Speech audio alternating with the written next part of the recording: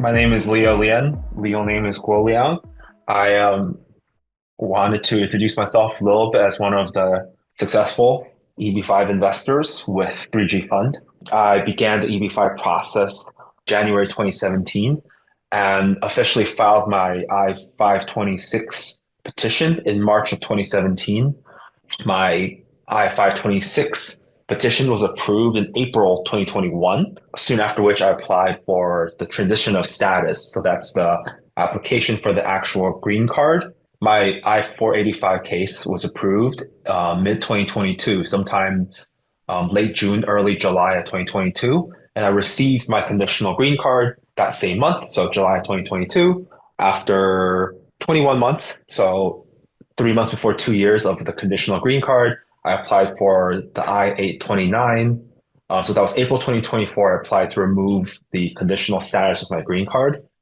And that was approved December 2024. So roughly 8 months later.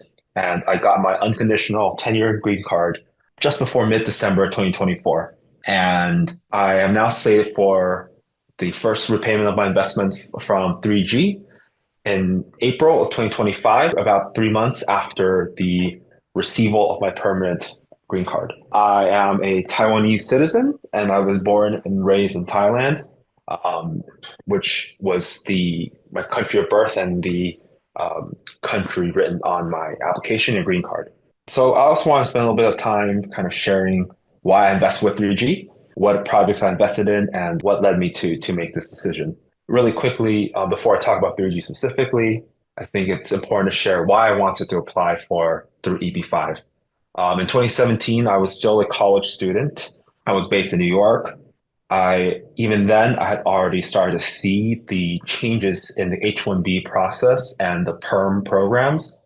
It had led me to really think into the future on what immigration changes could change. This was something that mattered a lot to me because I wanted to pursue entrepreneurship. I wanted the flexibility to change jobs, to explore a variety of careers, and getting a green card early on in my career would mean that flexibility and giving that flexibility.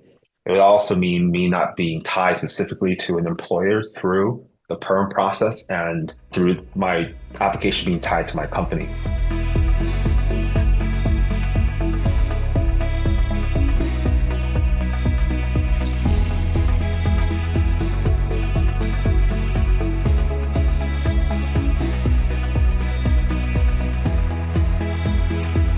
So I was looking for alternate routes, and that led me to discover EB-5 and 3G through my introduction to a couple of law firms. But what drew me to 3G and the project, I invested in the San Francisco Shipyard Candlestick project.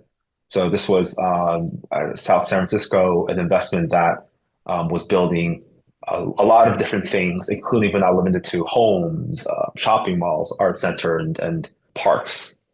A lot of different large construction projects and sections that would go on for a long period of time, which was very crucial to me. I'm kind of a conservative person when it comes to making these kind of estimates.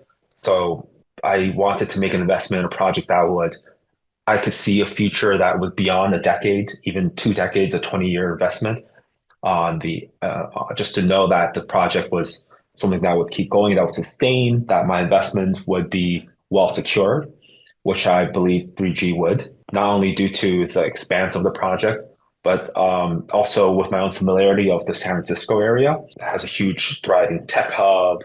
I mean, the weather is beautiful. A lot of people want to live there.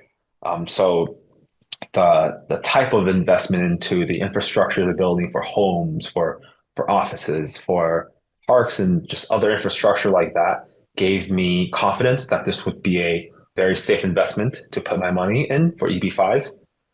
There was also a high job creation cushion. This is very important because during the duration of your investment, specifically during the 2 years of your conditional green card, there must be jobs created and proven that jobs have been sustained over that period.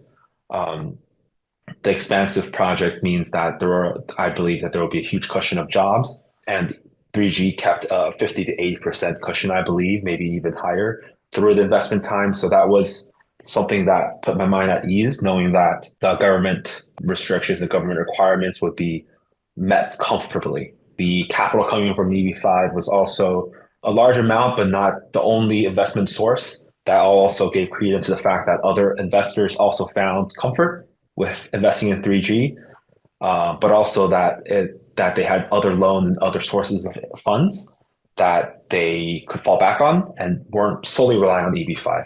All these, I think, factors really helped put my mind at ease that 3G was a really good one to invest for the EB-5 investment. After all, the main goal of the investment was to get the green card and preserve whatever capital. So these factors really helped influence my choice. As for the 3G fund itself, I think one of the earliest things that really helped me think this would be a great place to invest is their communication. My family, I mentioned earlier, I'm from Taiwan. A lot of my family members do not speak English well.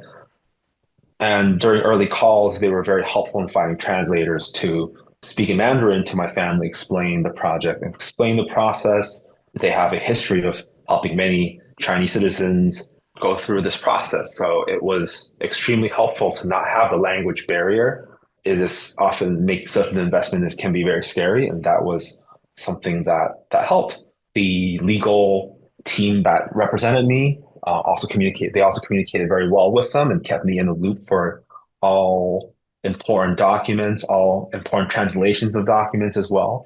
Everything was very, very clear, precise, well organized. That was extremely helpful to stay. There's a lot of paperwork involved, and both 3G was very helpful in making sure that everything was communicated to us and signed and documented well. And after the investment fund was made, there are monthly newsletters, there are quarterly financial reports, project updates, even yearly memos from the CEO, lots of different comms that they do send out to help you stay on top of what's going on with the investment. From my understanding, 3G is great because with all the recent changes to EB-5, I've also been getting the email notifications of all their programs being up to date. Finding an active fund, finding active investors who are aware of the process and constantly keeping up to date will just put your mind at ease, which I believe is an underrated asset in your journey through this investment. Best of luck to any future investors. It's a long journey, but a very rewarding one at the end of it all.